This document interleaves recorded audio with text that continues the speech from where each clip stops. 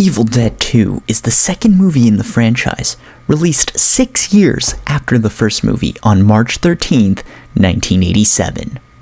Sam Raimi returned to direct and co-wrote it with Scott Spiegel, a close friend of Raimi who would go on to executively produce the Hostel movies and direct the sequel to From Dusk Till Dawn.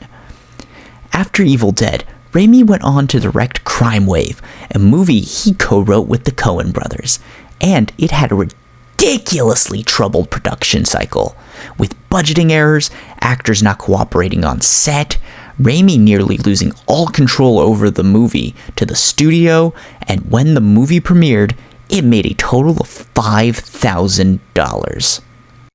Sam had to go to a safer bet of a third movie if he wanted to continue getting studio money, and the obvious choice for that was doing a sequel to Evil Dead.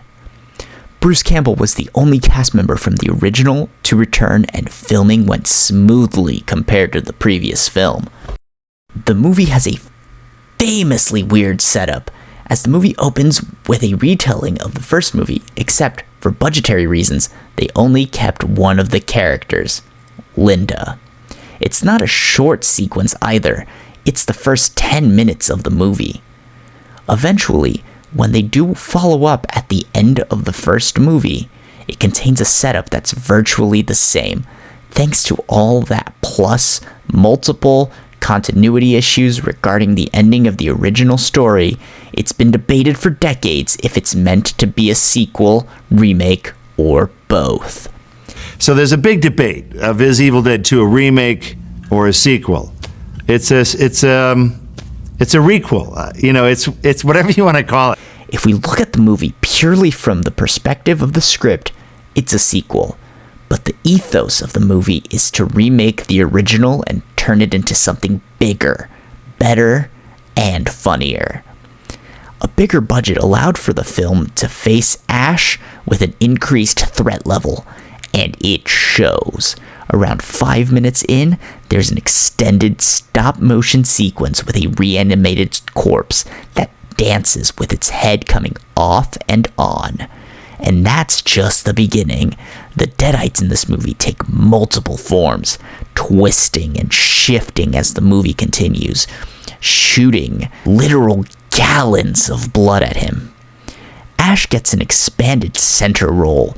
Bruce Campbell effortlessly shows off his range as he goes from normal guy to borderline insane to badass.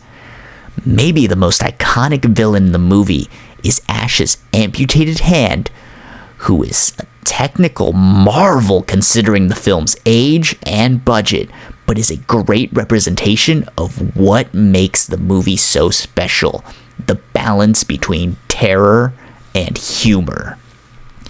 The melodrama and heightened tensions of the original film featured moments of hilarity dug out from the performances and insanity taking place, and Sam decided to embrace this for the sequel. When your movie features nearly the exact same plot as the first, you must do something new while approaching other elements of the film.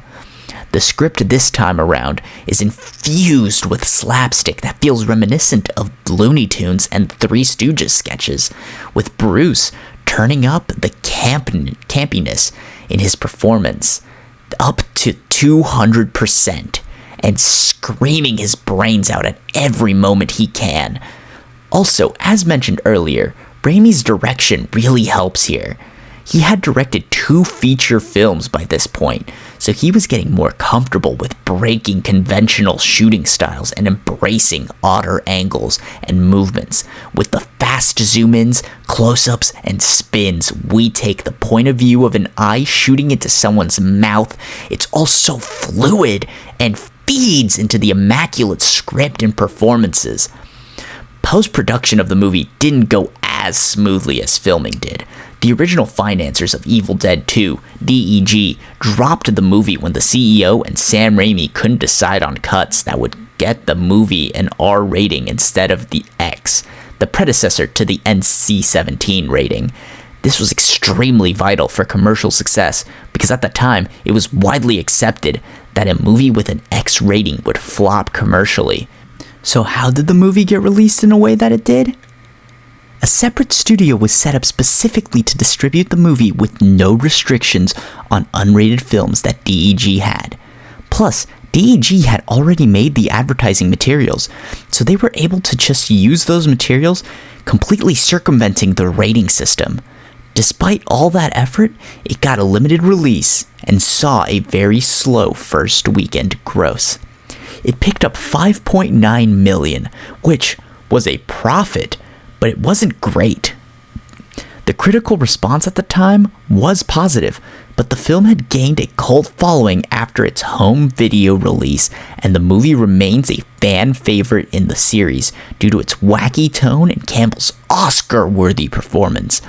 Despite the studio's willingness to finance Evil Dead 3, it took a backseat for Raimi to direct the hit film Darkman, making the world wait another 6 years for Ash to return. Hey, I'll swallow your soul! I'll swallow your soul! I'll swallow your soul! Swallow this.